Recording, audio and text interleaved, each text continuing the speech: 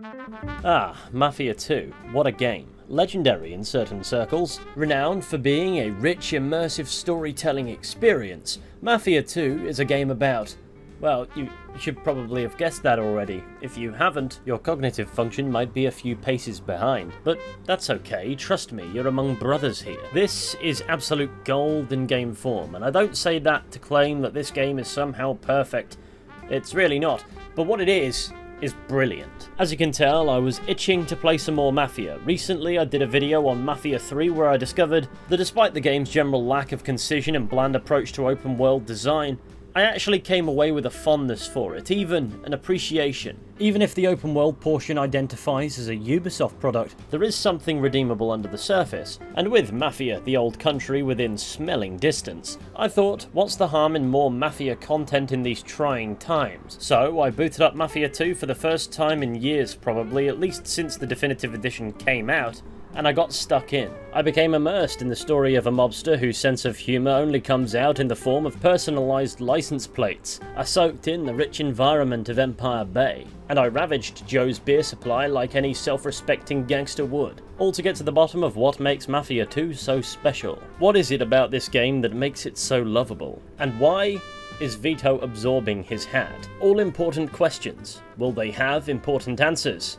Maybe not, but there will be answers, aside from maybe why Vito is absorbing his hat. I have no idea what's going on there. But let's dive into the rich, immersive world of Mafia 2 and find out what makes this game so brilliant. Mafia 2 begins by introducing us to our protagonist, Vito Scaletta, where he sits in a dimly lit apartment sparking up a cig while reflecting upon his life, recounting how he spent his early years in Sicily before his family emigrated to the United States in the pursuit of a better life. We're transported to that time where Vito remembers the wondrous arrival he had in Empire Bay, the game's fictional setting heavily inspired by the likes of New York. It's something of an optimistic beginning, a fresh start in a new country rife with opportunity, so rich and overwhelming with possibilities. It's an introduction that could easily mislead the fantasizing mind of a 7-year-old, but the picture painted by the sights, sounds and smells of an outwardly thriving new world came crashing down immediately upon actually settling, and the reality of the extent of the opportunities this new world truly had for a family of Italian immigrants proved to be little more than depressing squalor. A tragic reality that drove his father to the booze, compounding Vito's impoverished upbringing. And so it's no surprise that when the mind of a deprived boy, bereft of the knowledge of opportunities, never mind the opportunities themselves, entered the body of a man, he found himself engaging in a life of petty crime with his childhood friend, Joe Barbaro, understanding simply that if life offers you nothing on a platter, to get what you want, you have to be willing to take it. But of course, being young and inexperienced, this crude criminal approach to breaking the vicious cycle of poverty resulted in Vito's arrest, where he was offered a choice to go to prison or to enlist and serve in Sicily, his homeland, during the height of the Second World War. And so for our first gameplay outing, if you will, we find ourselves in the old country, under the tyrannical fascist dictatorship of Benito Mussolini. We see Vito as a soldier in battle. The war has made a killer of the petty criminal he once was. It's a handy skill set in a fight or die situation. However, when it's not enough to result in victory, Vito is very quick to make note of what is. After slaughtering a square full of soldiers with a machine gun like a madman, Vito and his brothers-in-arms are incapacitated by a tank. He comes to at the mercy of the less than merciful Italian soldiers, but before he can be informally executed, the soldiers are given pause by the words of Don Carlo, a legendary, influential Sicilian mafia boss. Vito notes that the soldiers surrendered simply because he told them to, and this establishes Vito's motivations. He wants to be somebody. He grew up in a world of limited opportunity, watching his father engage in back-breaking work for meagre pay, ultimately climbing into a bottle and dying in debt. We see him as a young adult running afoul of the law. After all, if his father's lifestyle was the honest one, he wanted none of it. And now he sees this powerful man, this symbol of his future down the path of organised crime, saving his life by simply appealing for surrender from the turret of a tank while armed with a megaphone. So when Vito returns to the States a couple of years later after having been shot, and he reconnects with his good mate Joe, who seems to be doing well for himself, having built connections in Empire Bay's criminal underworld, securing himself a fancy car and a nice apartment, complete with a cleaner he appears comfortable making making profane gestures at, Vito sees the beginnings of the good life in his friend and wants that for himself. And with one of Joe's first actions being to use his connections to fraudulently but convincingly ensure that Vito's leave from the army is made permanent, Vito further sees the benefit of following in Joe's footsteps, something he has to weigh up against falling into an honest life, something that seems less appealing when he's dropped off by taxi in his old neighbourhood. As he strolls through the snowy streets of this run-down part of town, the locals are pleased to see him, and that's neatly balanced with the deprived nature of the area.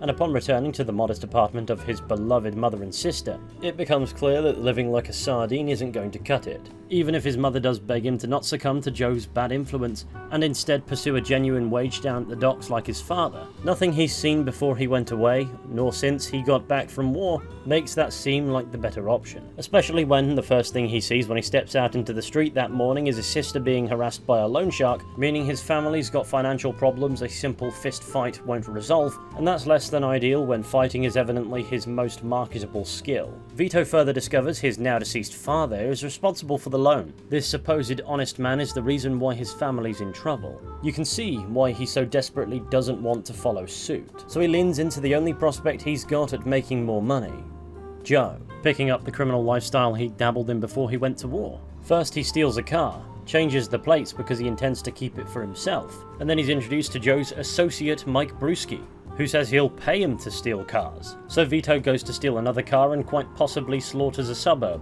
This crimes business comes naturally to him. Considering his options, going straight would be foolish. Not that he doesn't respect his mother enough to give it a whirl. Seeking employment under his father's old boss, Derek Pappalardo, whose voice is endlessly amusing by the way. Close the door, it's windy. Loading an unreasonable amount of crates onto the back of a truck. All for 10 meager dollars. It seems monotonous and the game wants to test us and see how long we'll stick it out, knowing we can bail if we can't be bothered. I was willing to do the lot just to see what would happen. Just to hear Vito moan about how bad it is. I was disappointed to discover that before I could make a dent in this mountain of boxes, Vito would give up for me. But yes, it is mind-numbing, back-breaking monotony. Why would he work for Derek like this when he could work for Joe?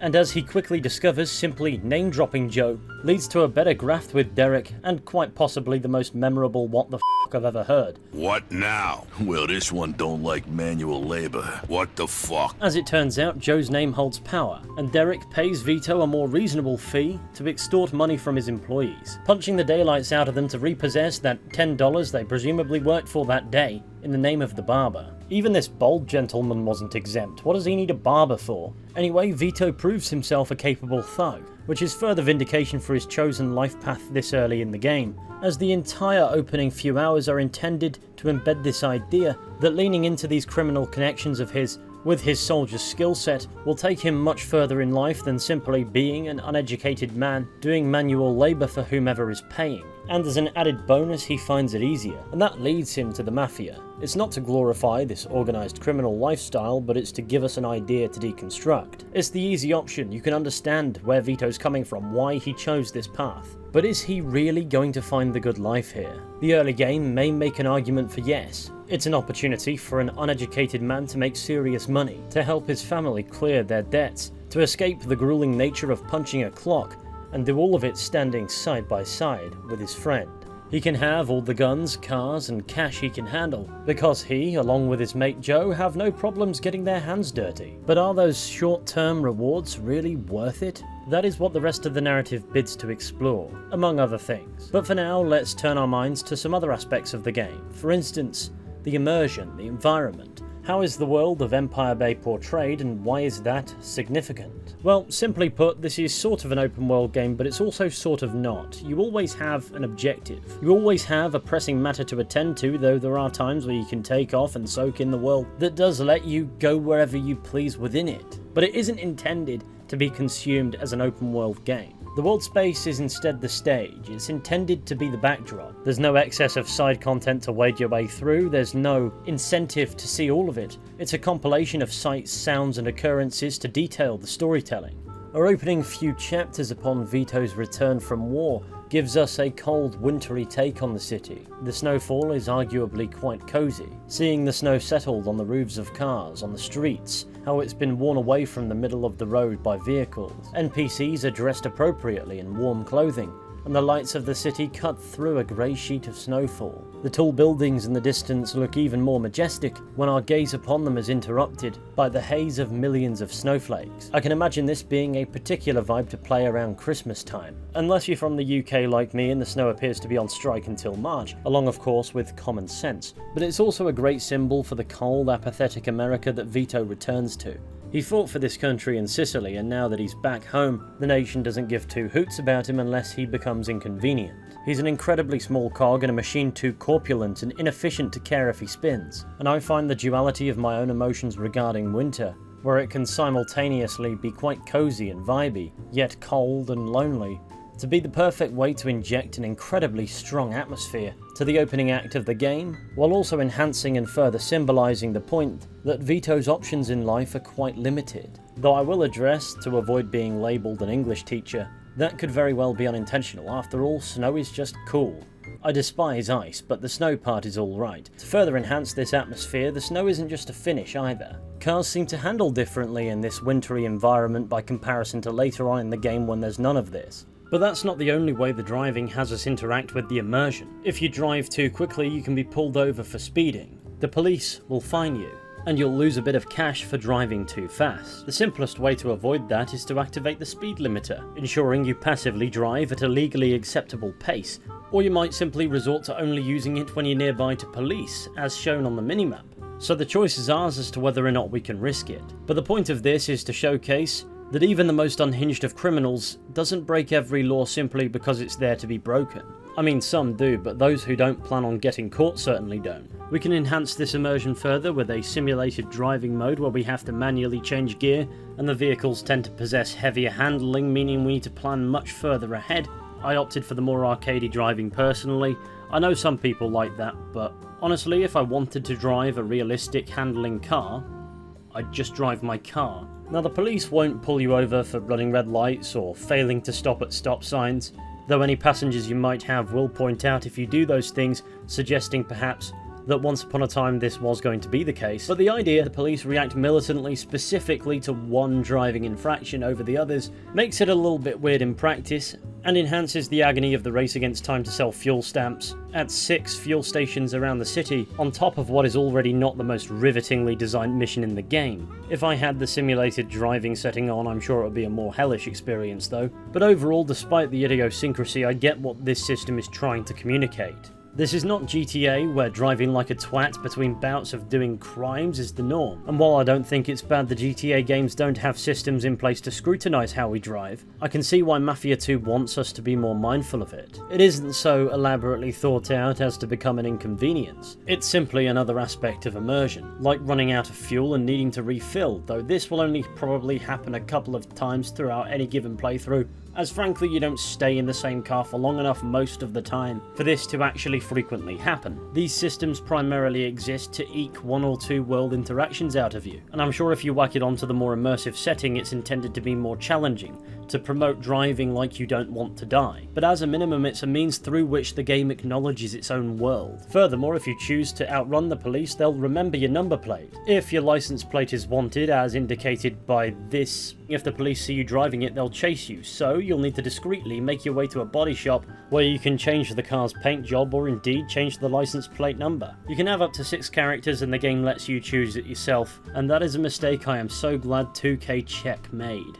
Yes, you can take it seriously, but why would you do that when you can channel your inner 12-year-old and come up with the most godless 6-letter words imaginable? There's not exactly a lot else to spend your money on aside from clothes and ammunition, so you might as well drive to your next gang shootout behind the wheel of a van that says Gooner. It's especially funny to my juvenile brain when these stupid plates find their way into cutscenes. But how I bastardize this system for personal amusement aside, it's another means through which the game bids to immerse you. If you're seen by police doing illegal activities, your clothes may become wanted, meaning you'll need to change. You also need to eat food or indeed drink beer to maintain access to the full range of your health bar. This is a bit more annoying in missions where food and the like is not readily available, but it's a great argument for pillaging Joe's fridge or indeed stopping off in a granary for a burger. There are some more bespoke world interactions every now and then while you're on mission, but nothing that will distract you for long nor take you out of the way of the objective at hand. Though well worth distracting yourself with one way or another for 30 seconds, just to get an idea of the kind of immersion Mafia 2 bids to promote. It isn't the open world kind, it's not about trailing off the story and spending hours doing nothing or indeed engaging in any side content that is non-existent in this game.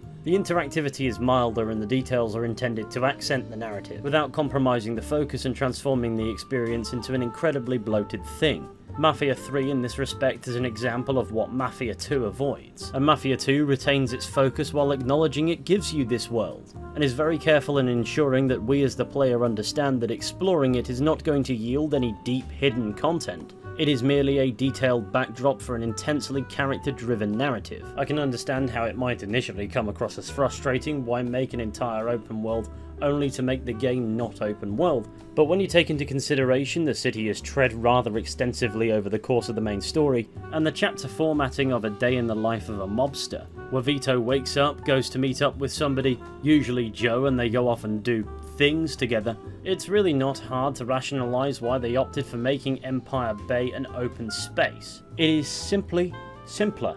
Not to mention easier to engage with and relate to Vito, when a lot of the game has us observe him outside of the clutch moments you might expect from a high-octane thriller. The oxymoron of being a highly linear game overall despite the open world broadens the acceptable breadth of contexts, and that's what makes having it so important, despite it within itself not being a hugely significant aspect of the game. The only side thing there truly is beyond the occasional interaction, purchasing some clobber, some ammunition, and getting yourself the occasional scran, are collectibles scattered throughout the world, typically in places where you'll find them, that can only be safely described as demonetization magazines. Their purpose is to stray us away from God. But overall, the game is incredibly careful to only use the world so far as to embed you in the story and to not dilute said story with too much irrelevant nonsense. And for Mafia 2, this ultimately proves to be a strength. And this strength shines upon the conclusion of this first act where we're effectively learning the ropes,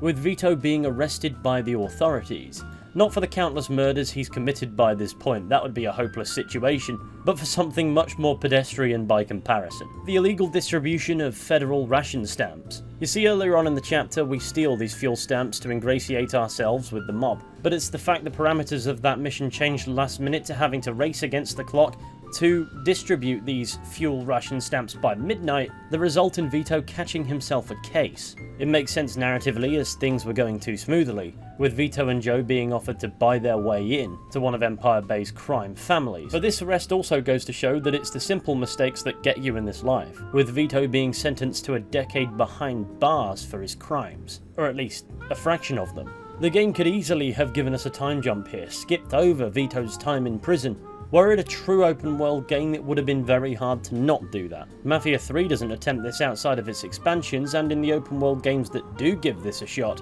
removing the player from the open world for a prolonged period for narrative purposes tends to result in the least enjoyed portion of the game. But here, Vito going to prison is acceptable. We're not deprived of anything particularly deep. All the storytelling and therefore all the game for this moment is here, in this prison, where we get to soak in a very different, intimidating atmosphere. As on the walk to the front doors, we're surrounded by segregated inmates.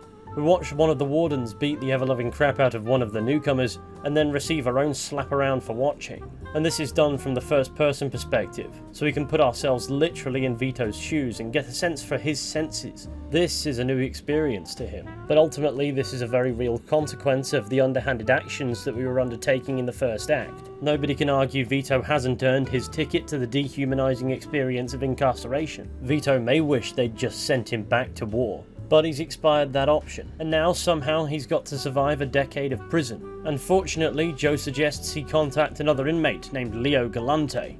I'm looking for Leo Galante. Leave me the fuck alone. I'm looking for Leo Galante. You best quit bugging me if you know what's good for you. I'm looking for Leo Galante. You know where I can find him? Sorry, pal. Nobody with that name around here. I'm looking for Leo Galante. Leave me the fuck alone. I need to talk to Leo Galante. Point him out, will you? I got nothing to say to you. Excuse me, you know where Leo Galante is? Don't know him. After asking quite possibly anything with a pulse, he draws the attention of an Irish bloke whom you might remember from a heist a bit earlier on in the game.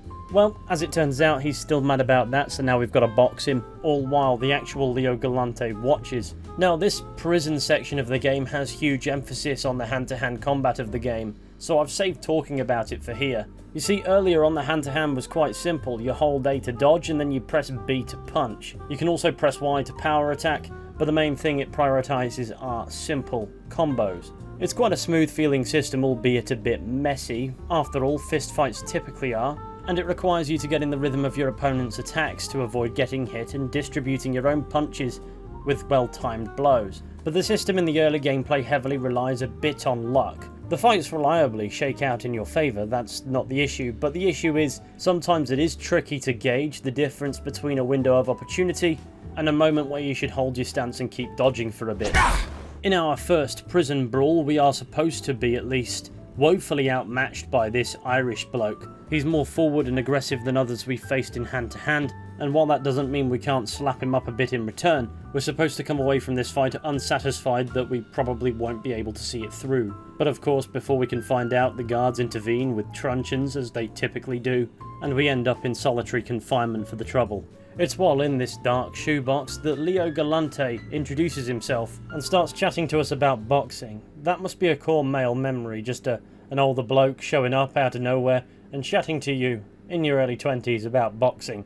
It happened to me. I was in a field in Cheshire, and a former Olympic boxer just sort of spawned in walking his dog and had a chat. What a nice man he was. I hope he's doing well. Anyway, Leo teaches us some boxing. You know, simple counterattacks where you dodge and then immediately punch. And while it completely resolves the problem of unpredictability in the earlier fights, it also entirely breaks the system. The game bestows upon us a technique so reliable it works 100% of the time. Anytime you enter a fistfight after this point, all you need to do is this. It doesn't matter who you're facing or what their strengths supposedly are, suddenly you have too many tools at your disposal here, and you tap into none of them. You just wear your opponent down with counterattacks until they fall over, grab them, and then issue a combo finisher. For the opening third of the game, the hand-to-hand combat is balanced. Yes, it can be a bit unpredictable at times, but that's kind of what made it interesting, despite fringe moments of mild annoyance. But from Prison onwards, the hand-to-hand combat system, if anything, has become too predictable. It doesn't go without merits, it's still nice looking, but now we have a technique that is completely flawless, and all the early game features that made it more than simply a system of dodging and punching, even if not by much, are made entirely redundant. No! He's like... Hope you meatballs get ready to lose! Hell of a job, kid. But at least it doesn't feel bad to play. Now, despite the benefit of becoming a boxing animal, Vito's prison arc is not done with its tragic consequences yet. When his sister Frankie comes to visit him, he learns she's engaged, which sounds great. However, he also learns his mother is incredibly sick. Of course, being locked up, Vito's entirely helpless to help his aging mother, so he instructs her to go to Joe's and collect his ill-gotten gains to pay for the best medical treatment money could buy. Which means at the very least, when he leaves prison, he's going to leave as broke as when he got back from war. Impotent to do more, Vito has to go about his prison routine, cleaning up urinals and fending off this lubeless extraordinaire in the showers. This is what Vito is forced to do instead of help his poorly mother, all because of his own decisions. Sadly, soon after he learns that his mother passed away, and ultimately there's a lesson there that it's not only you that suffers for your actions. There's a knock-on effect for your loved ones that you're powerless to prevent. Nonetheless, prison life continues, and Vito is sent to once again fight that Irish guy from earlier. But this time, O'Neill's no match for us because he doesn't know we've learned a game-breaking mechanic. Hard, Harry. It's the same. I used to hit hard. This time...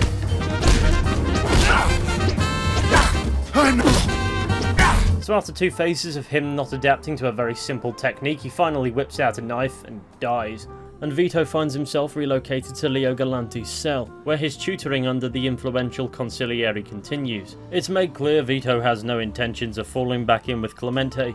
After all, doing jobs for his lot is what landed him a 10-year sentence. Following a horizon-broadening conversation, Galante reveals he's being released soon, and when he does get out, he'll adjust Vito's sentence, a promise he follows through with as we move into the next chapter. Now, this prison chapter is a transition. It doesn't outstay its welcome, and it serves its purpose. It introduces us to the idea of there being consequences for the life Vito's chosen, and more importantly, it does so without entirely stagnating the narrative. but it's the next chapter in which the fun truly begins. Empire Bay is now utterly transformed, no longer under the cold looming shadow of war. 6 years have passed, it's the 1950s. The streets seem brighter, more optimistic. Vito has missed 6 years of progress. There are new looking cars and fashion sensibilities, and the ambivalence of winter appears to be a distant memory. Even Joe's rocking a new look. Vito's left prison to a fresh start, albeit intends to use the same old tricks. We learn that Joe no longer works with Clemente and now works for the Falcone family. I changed Joe's car's reg to say something abhorrent. Vito visits his new apartment, and then goes and purchases some fresh clobber. This time, we won't get caught, although things go sideways pretty soon after meeting up with Joe and his pal Eddie. Everybody goes and gets sauced in good company, and only after that point do we discover there's a body in the boot of Eddie's car that he needs to dispose of. I mean, of course there is. This is the unpredictable nature of this lifestyle manifest. Vito's been out of prison a few hours and he's already burying a corpse in the woods. All because of Joe's bad influence, in fairness. After all, we link up with the guy and immediately land in a world of trouble. We aren't supposed to question the genuine nature of Vito and Joe's friendship as such, but we are supposed to acknowledge Joe's ability to land himself and Vito in a world of shit. But hey, what's one corpse buried in the woods among mates? Anyway, from here the nature of the missions quickly escalate. Selling stolen cigarettes quickly devolves from what appears to be a cushy hustle to an all-out turf war with some guys in horribly modified cars, so we find ourselves destroying their property and killing them. I've saved talking about the shooting until now, so why don't we get that out the way. The shooting in this game comprises the bulk of the combat. You have an assortment of guns you find in shops or largely as you go. You cling to cover and pick your opportunities, and for the most part it functions like any game like it. Although I did notice the checkpoints are a tad inconsistent, so if you die there's no telling how far back you might end up being, and dying is quite easy. If you drop below 60% health, that 40% is locked off by a desire for food, and since the shootouts are quite long-winded and food is not readily available in these environments, you will spend the vast majority of your shootouts juggling with considerably less than your full range of health. Fortunately, below that point it does regenerate, but losing all of your health in this setup is quite easy to do. I don't think this is a negative of the combat system necessarily as much as a quirk. You gotta really pick your moments to minimise taking too much damage, and I don't think having a full range of health available at any given moment is going to change that. But sometimes you can be entirely blindsided and killed before you have time to register what's going on and react accordingly. Fortunately, you can just try again. Problem solved. The gunplay otherwise isn't particularly special, it's just also not outrageous in any capacity. The gameplay also has the occasional stealthy segment. These are worth mentioning, especially as we move on to the next mission. There was one much earlier in the game that I think incorporates more player choice into the matter, but it's quite simple in the sense that your primary tool is avoiding the line of sight. But the game does have the occasional tailing mission, which is, you know, a tailing mission. They don't really offer anything, you just follow a car at a safe distance and try and avoid drawing attention to yourself and hope to God you don't get spotted. It's more reliable than that, of course, but I always find driving tailing missions do struggle to establish their own parameters, and you have to run afoul of those parameters to even know they are there. But they aren't exactly enjoyable in any game they crop up in, and Mafia 2 is no exception. Thankfully, the game doesn't overuse them. On-foot stealth is also used incredibly sparingly, and when it does crop up, it's very passive in how simple it is. In the slaughterhouse, it is as simple as avoiding the line of sight. There's no challenge involved, your enemy AI behaves predictably. But in the earlier stealth mission, where you're breaking into a bank to get some fuel stamps, there is more player choice at play, and by that I mean, sure, you can sneak all the way up to the safe and unlock it after having found the key, but if you do it that straightforward way, you'll activate the alarm. However, you can switch the alarm off if you take the initiative and go to the basement first. It's not enough to make the stealth expansive, but it does keep conscious involvement in the picture. That is not, however, the norm, and most stealth segments are as simple as navigating to an area without being seen or indeed detected, but there aren't enough of those for me to yearn for more. Anyway, after a bit of Mafia foolery,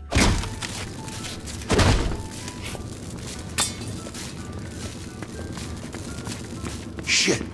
I ain't gonna be able to open it like this. Vito and Joe find themselves becoming made men, at least after copping a cooler suit. This is the part where the dream is realised for the two characters, courtesy of a recommendation by Leo Galante. The made official, I suppose, is the way it goes, and now they get to live the dream. We're treated to a montage of Vito and Joe doing some things, perhaps suggesting the passage of some time. It's unclear how much, probably not a lot, but it shows them getting used to their new station in life, and how normal the chaos that comes with it has become to them. And yet, as with most things so far, they've done it largely side by side, with Vito even scoring himself a fancy gaff on the street he said he was going to. I forgot how nice this neighborhood was. You know something?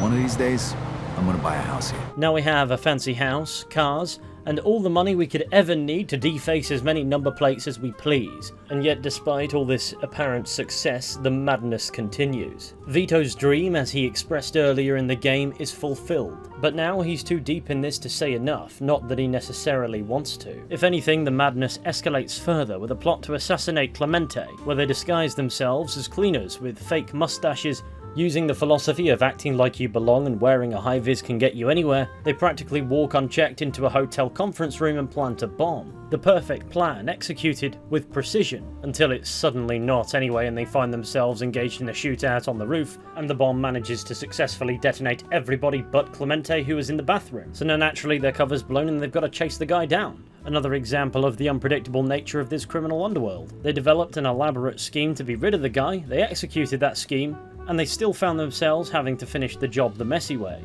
To make matters worse, the intended getaway driver, Marty, is killed. Now this young lad is something of an annoyance to Vito. I'm going with you on this one. Steve needed help. He said I could come along. He has something of a weird voice, but Joe's quite fond of him, and gradually gives him more responsibility and more daring jobs, much to Vito's behest. And so as you can imagine, now he sits upright but dead next to the car he was supposed to drive away from here. That has a profound impact on Joe, whose responsibility it was that he was here in the first place. A rage that quickly manifests in him emptying his Tommy gun into Clemente's chest. He's further incensed by Eddie's indifference to Marty's passing. You can tell he feels guilty for bringing Marty along, but these are the consequences of organised crime these characters have to live with. Joe further plummets into his feelings of guilt when he turns up drunk in a bar in a rundown part of town, and for some drunken reason accidentally shoots the bartender. You gotta be kidding me. What the fuck is wrong with you? So once again, Joe is landing Vito squarely in unnecessary trouble. Now this is not a trait unique to Joe. I think we can all agree Vito lands himself in plenty of trouble all of his own making, but Joe's propensity to create problematic situations that Vito then has to deal with is a huge aspect to this narrative. They are two genuine friends, they cannot walk away from each other, and that is gradually becoming an issue. An issue that largely stems from how Vito values his friends. And in that respect, things just get worse as Henry shows up. You know, the guy whose scheme it was that landed Vito in prison. Now he's portrayed as a good guy, or at least as good as a mobster can be, and now that we've kind of killed his boss, he's kind of emerged seeking work. So Vito attempts to give him an in with the Falcone family. Eddie obliges and sends him to kill Leo Galante. Reasons aside, Vito basically unknowingly hired his friend to kill his friend, so we have to rush over to his gaff and stop that from happening. Vito brings his crucial flaw to Galante's attention.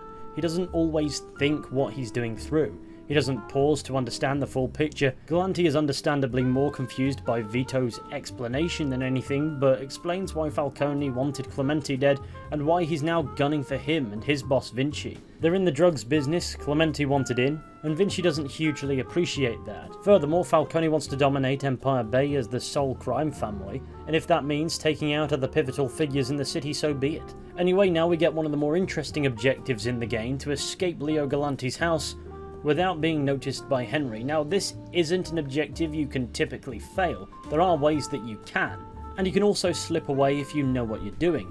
However, attempts to hide will result in Henry finding you. At this point he seems to prove he's a good egg, with only pretending to kill Galante under the agreement he leaves Empire Bay. It wins Henry a lot of trust in Vito's eyes, and that is ultimately a massive mistake, as the guy's got his own agenda going on, but it again plays into Vito's critical flaw. He lets his personal loyalties conflict with his sworn allegiance, and that is both his biggest weakness and saving grace, as his fealty to Leo prevents him from allowing Henry to kill him, and his liking for Henry, despite the guy literally causing him to lose 6 years of his life behind bars, means he can't deny Henry his in to begin with, and now he can't kill him either. Fortunately, Henry helped resolve this problem himself. In failing that, you can actually escape, but I think getting caught is more narratively fitting. This is all intent to point out how unnatural and destructive organised crime can be. The game identifies Vito as quite a loyal individual at his core, and yet he's orbiting a constant of self-serving motivations and betrayals. Vito chased his financial motivations, his aspiration to be nothing like his father, but he traded a stable life for it. And it's only going to get worse from here. He returns home to find Frankie on his doorstep, where it's revealed her husband is a bit of a bellend. So, full of gangster bravado,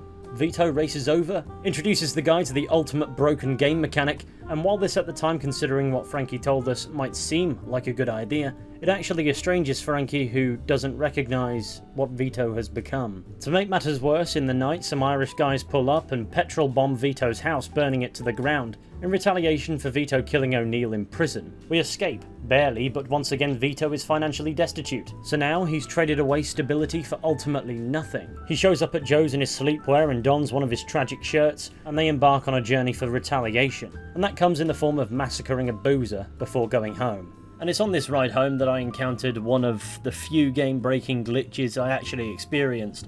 I noticed there was a weird soft locking issue in a previous mission, but this one truly took the cake for how annoying it is, occurring right at the very end of its respective chapter. And I like to call it Joe won't f*** off. You see, when you drop Joe home at the end of the chapter, he's supposed to go into his house and then you're supposed to take off and visit Marty's as your new place of residence. And as I set off from dropping him off the first time, that's what appears to have happened. At least until for some unexplainable reason he teleported into my passenger seat, so the game refused to allow me to sleep in Marty's former bed. Therefore, the chapter could not be completed. It took me a while to figure out how to fix this. Obviously, I could restart the entire chapter and try and drop Joe off from another direction entirely. That might resolve it, but I'm stubborn. Why should I lose an hour of my life because the game has shat itself? My only hope was to drive away as quickly as possible and hope that Joe doesn't teleport into my passenger seat again, which he reliably kept doing. The worst part is he gets out of the car and then walks towards his apartment before deciding, you know what, I want to go for a drive. I tried numerous things to resolve this bug and nothing seemed to take effect, so I did what any sane man would. I went to bed in real life. And then the next morning I tried again and it seemed to work, though I kept having to toggle rear view to check my passenger seat over and over again because at this point I was fully paranoid. I'm honestly amazed that Joe Barbaro did not become my sleep paralysis demon. I suppose there's something poetic about this glitch though, as this chapter seems to focus on Vito's world beginning to implode. Henry the human hand grenade has shown up, his friend Leo Galante had to leave town, his sister wants absolutely nothing to do with him, his house along with all of his money goes up in flames, he's left with nothing. All he's worked towards, he's back at square one, and what does he have? Joe Barbaro. And he won't f*** off. He's such a good friend to Vito, he won't let this plot continue. But eventually, by the will of some deity that's yet to reveal itself to me, the game finally behaved. The glitch is supposedly quite common in the definitive edition, but at least I didn't get too many game breakers. But now Vito's desperate for cash and Henry has the perfect job. So we've got to put our gangster hats to the business position, because it's time to take a loan from a loan shark, purchase drugs from the Triad, and sell them for profits that will largely be eaten by said loan shark. This has all the makings of quite possibly the best idea ever. The plan immediately goes up in flames, because why wouldn't it? And we find ourselves in a gunfight with some gangsters who initially pretend to be police officers, but are otherwise quite anonymous and insignificant with respect to the plot. They purely exist to justify another shootout. And this is a common problem, especially towards the back end of Mafia 2, where certain things just happen for the sake of gameplay, even though it doesn't necessarily enhance the storytelling. And the story does throw a lot of characters at you, many of whom just seem to disappear after their relevance has expired. I don't think it profoundly impacts the overall message, but this is the perfect time to acknowledge there is some sloppiness in the marriage between the plot and the gameplay in certain scenarios. I'm not adverse to there being combat situations for the sake of it, but this game can do an awful lot better than nondescript gangsters become pathetic obstacles, because. Anyway, following this, we're treated to a montage of Vito, Henry and Joe selling drugs that leads us to believe the scheme runs for a little bit. but it's all to cause confusion for what comes next, as the montage ends and Vito is no richer than he was before it, and it doesn't look like he's going to see any of the profits after all, as in the next chapter we happen upon Henry being brutally murdered by the Triad, and seeing your friend be murdered is rationally enough to drive anyone into rage, but as the game has constantly shown us, this is not rational business, so bringing hell down upon the Triad ASAP is surely ill-advised. So that's what Vito and Joe decide to immediately do. As an impulse reaction, they shoot up a restaurant and confront the top man, who reveals to us that Henry was a police informant, hence he had to die. Of course, neither Vito nor Joe wants to hear it, so Joe kills the man anyway, even though this revelation meant that Henry was an enemy to them too. As you can imagine, the consequences for this action are quite profound, as now they're down the source of revenue they needed to repay the loan shark Bruno, and they probably just started a gang war with the Triad. Desperate for money, Vito and Joe take a job from Eddie to kill a guy named Tommy Angelo. It all plays out in a cutscene for exhibition purposes, so maybe there's some importance to this guy, honestly, I don't know.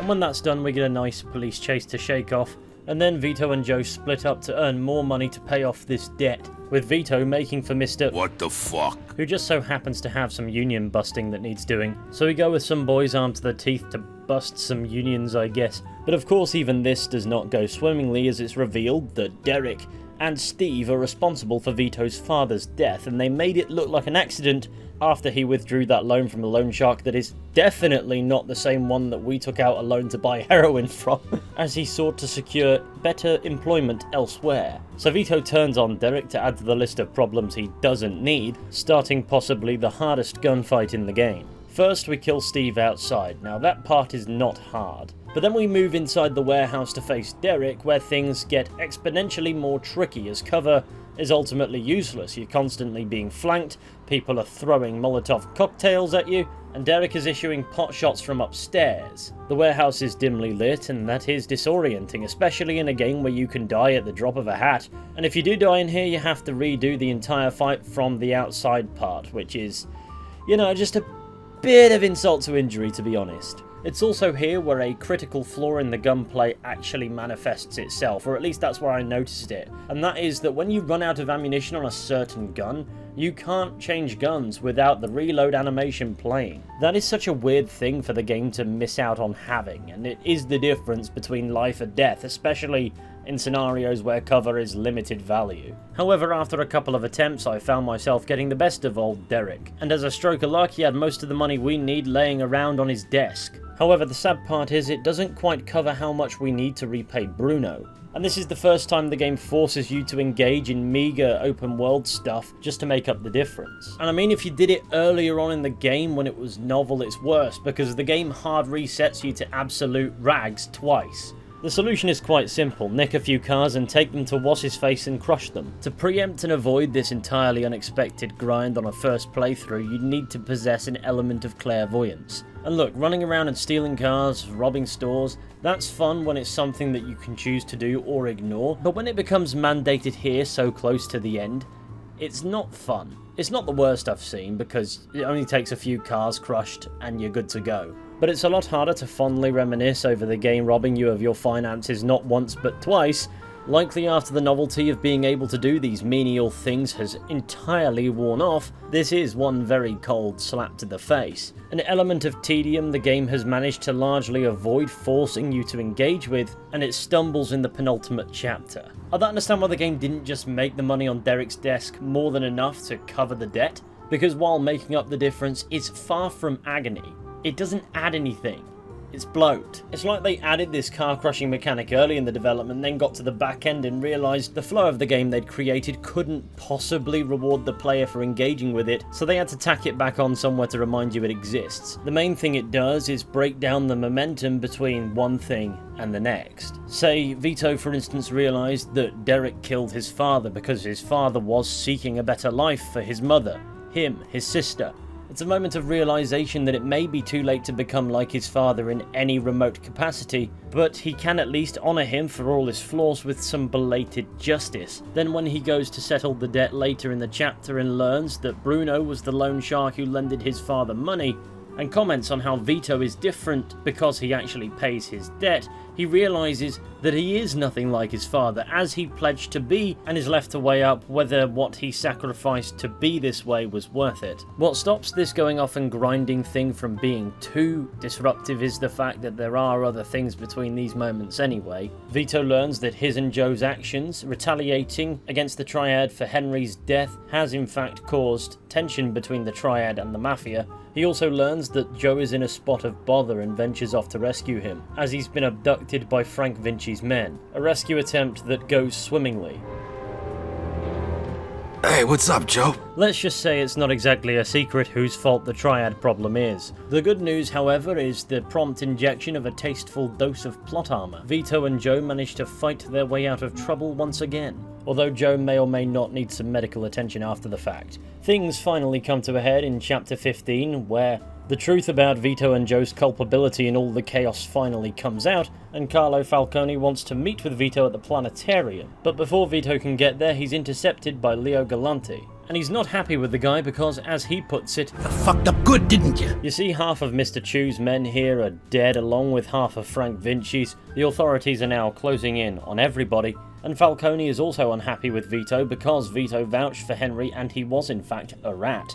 But despite all of that, Leo's called in a few favours to give Vito the opportunity to make things right by killing Carlo Falcone today at the planetarium. So that becomes our final mission. So we engage in a vibey, rainy drive over, the fun of ridiculous number plates now a distant memory, and engage in a shootout with the boys. It's one of those shootouts that will go through the entire building and reset you to the start if you die, and in order to not die you've got to die a few times to learn the layout, particularly where the enemies are going to come from, and hand grenades.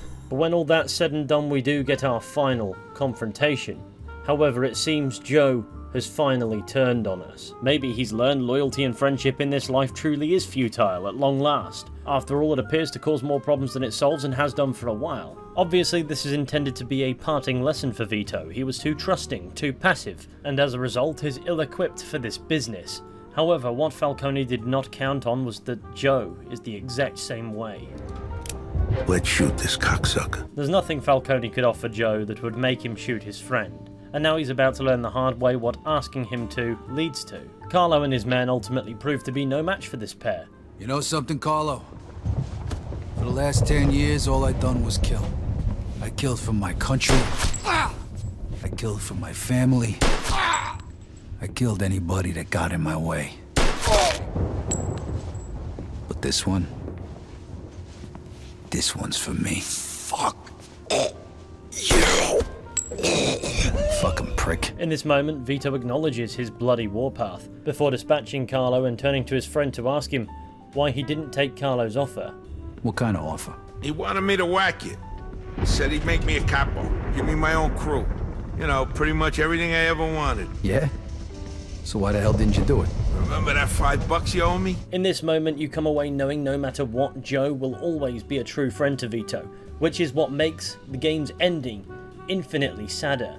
As the two leave the planetarium, rejoining Leo Galante and his men, he declares that we're off to a brothel to celebrate. However, the two lifelong friends jump into different cars. Vito glances at Joe, not realizing this will be the last time he sees him, and then along the drive, the car carrying Joe peels away and heads in a different direction.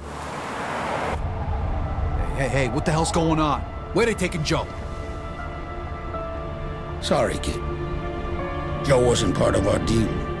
The implication, of course, is they took him off and dispatched him. Only Vito was saved by the deal Galante had made. The true consequence for him for the destruction he's caused being that it ultimately cost him his closest confidant, the one person in this world of mistrust he could truly put faith in. Because this is not a world for loyalty, for blindly following one you believe in. This unhappy ending shows us the world of organized crime is not one in which the American dream can survive. And if by some miracle yours can, it's because you sacrificed everything else. It's a devastating, violent place to be, where the only thing that matters is power. Furthermore, the ending shows when your purpose is served, you become disposable. It's unclear what became of Joe after this point, although Mafia 3 sort of suggests that he also was not killed, with an arc revolving around Vito exploring what became of Joe, and a man bearing his resemblance appearing with Leo Galante at the end, which probably cheapens Mafia 2's ending a bit, but the point is these two friends were split up because together they were ultimately dangerous. They both chose a lifestyle that has no room for it, no room for true human connection. The game highlights in painstaking detail that it's not worth it, and by the time one might come to such a realization on their own, they might be too deep. This game was no glamorous depiction of the gangster way. It's a critique intent to demonstrate that all it truly offers is chaos. I'd say Mafia 2's story loses some focus at the end as the events start rolling into each other at an accelerated pace, but otherwise I find it pushes a very strong message. Overall, the game was and remains fantastic. Imperfect, it seems various things were cut here and there, there's a ton of leftover dialogue from things that you can't do, that don't occur. You get the picture, but all things considered, I've really enjoyed revisiting this game for all it's worth. Maybe I'll do a separate video on the DLCs in the near future, so if that's something you'd be into, stay tuned for that. And of course with the old country coming soon, you can expect a couple more Mafia relevant videos anyway, but for today I've rambled your ears off for simply far too long. So I'd like to thank you all for watching. I really hope you enjoyed this video. If you did, be sure to go ahead, leave a like, subscribe, share the channel with your friends, all that wonderful stuff. It would be massively appreciated. And with any luck, I'll be seeing you all very soon with another video at some point. But until next time, please take care and goodbye.